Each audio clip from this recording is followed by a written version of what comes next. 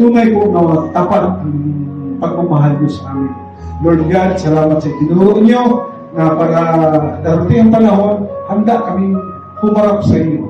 Panginoon Diyos Ama, pinasalamatan kita. Alam ko pa, Panginoon Diyos Ama, hindi lang ako ang gusto mong maging kaharap, pati itong mga pinili niyo po, Panginoon. Pinili niyo po sila. Dahil sabi mo po, Panginoon, pinili niyo ang mga mahihina para ipahiya ang mga malalakas.